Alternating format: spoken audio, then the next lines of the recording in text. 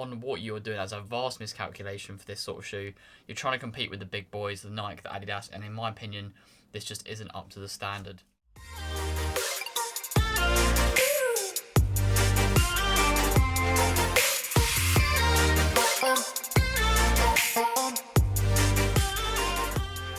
Hey guys, welcome back to the channel. In today's video, we've got a new pair of shoes to take out for a run and get some first impressions on. It's a pretty exciting one. I haven't worn a On pair of racing shoes before.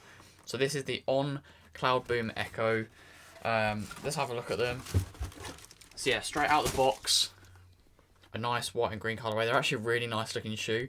So yeah, I'm going to take these for my first run this morning. Just a nice gentle 5 miles. To see how I get on with them. On have not been a favourite brand of mine in the past. I've had the On Cloud Monster. That's the only pair of shoes I've had from On. Didn't get on massively well, so I'm excited to see how these go.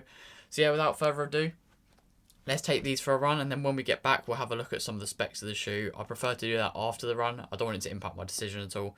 So I actually know literally nothing about this shoe. Without further ado, let's take these for a run.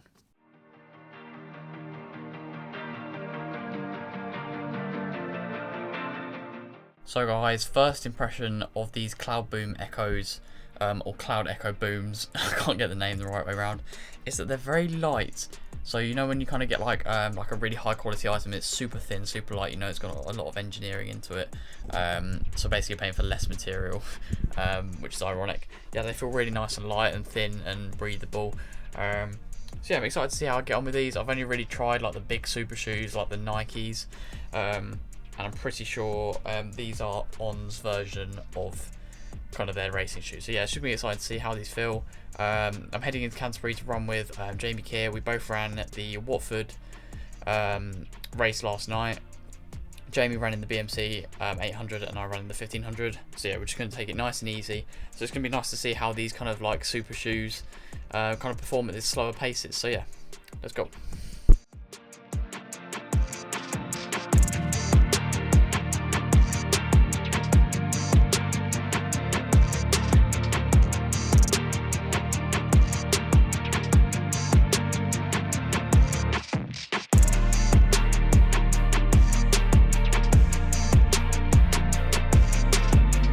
So guys, we're going to do the drop test. So when I drop this from about a foot up, does it land on its sole or does it flip over?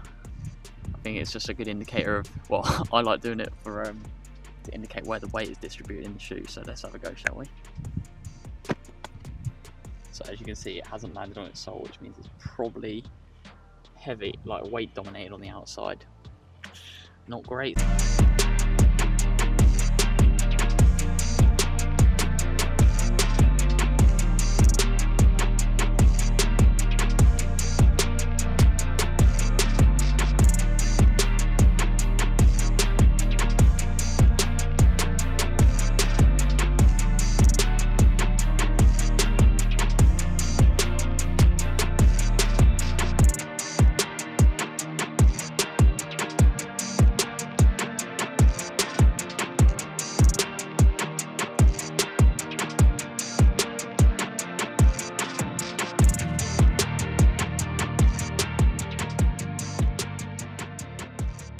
Miles done in the On Cloudboom Echo, Cloud Echo Boom, not really sure what they're called. Yeah, they were okay. My feet hurt a little bit. So yeah, they're not the softest shoe in the world. If you like a soft shoe, I'd avoid these, but we'll go over the shoe a little bit in more detail when we get home. So guys, I'm now back from the run in the Cloud Boom Echo.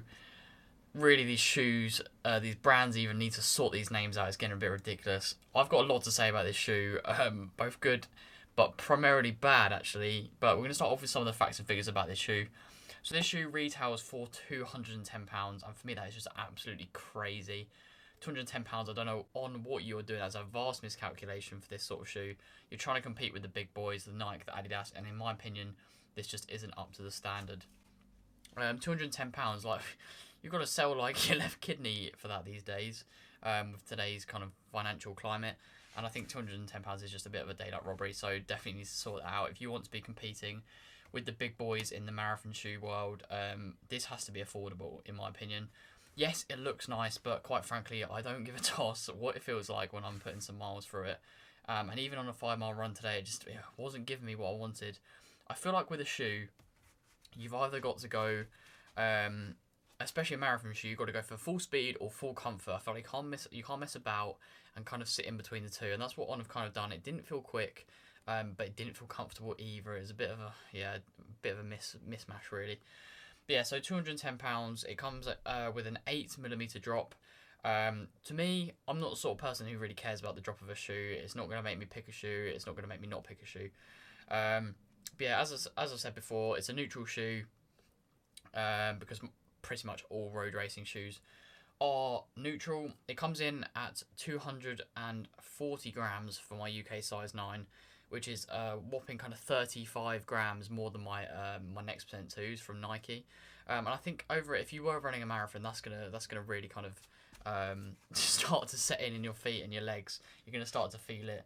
But yeah, it has got a carbon fibre plate. You can see this black kind of line that runs through, and you can see it on the bottom. I think they call it a speed board. I think that's what On call it.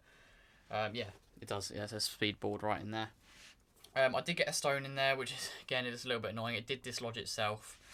But overall, I just found the fit wasn't nice. Walking in it, don't get me wrong, walking in it was really nice. I really enjoyed walking in this shoe.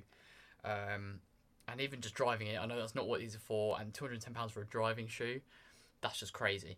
But then when I started running, it was like I couldn't make my mind up whether I wanted to go up onto my toes in it or hit more midfoot or even like heel strike a bit. I just couldn't get my mind I just couldn't get my kind of head around how to run in this shoe. I found it really narrow.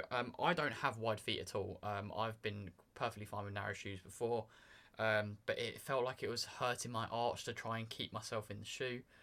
I will say the grip was fine until it was wet, and there was a little because it's been raining last night, so it was a little bit wet on the tarmac.